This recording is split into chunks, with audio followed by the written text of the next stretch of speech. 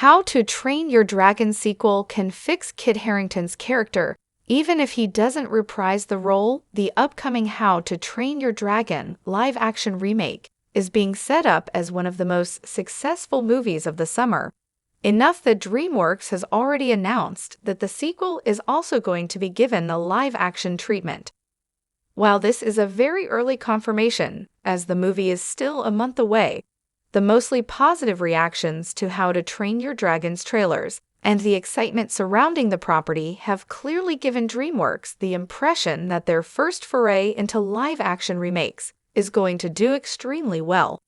Most of How to Train Your Dragon's best characters were introduced in the first film, and even though subsequent movies added more people to the franchise, some of these characters felt pretty underbaked. How to Train Your Dragon 2 introduced Eret, voiced by Kit Harington, a character who worked for the main antagonist Drago Bloodfist, who eventually saw the error of his ways and allied himself with Hiccup and his team to stop Drago.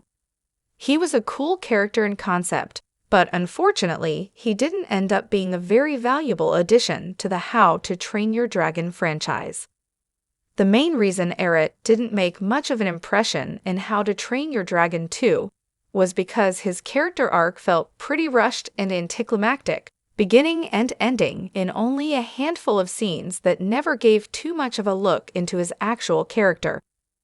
While it made sense for this storyline to be cut back, as the main thrust of the film was the relationships between Hiccup, his mother and father, and Toothless, it still unfortunately made Eret's heroic turn feel underdeveloped. Eret started out as a selfish dragon trapper, only looking out for his own survival, using innocent dragons as pawns to earn his favor with his boss. But his interactions with How to Train Your Dragon's main characters, particularly Astrid and Hiccup, made it obvious the direction his character was going to go in after only a few scenes.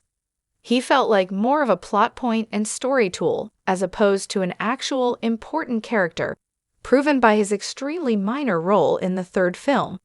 With How to Train Your Dragon 2's live-action remake, the filmmakers can improve Eret's story, and while he isn't a huge player in the franchise, giving him a bigger role would be a great way to expand the world in a very natural way.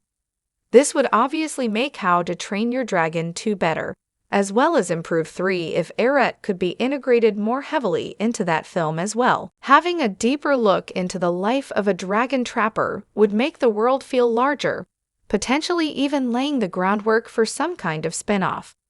The 3 How to Train Your Dragon movies are pretty centrally focused on Hiccup and Toothless' journey, and while there was plenty of lore about the rest of the world shown off in the franchise, Berk and its inhabitants tended to be the only focal point.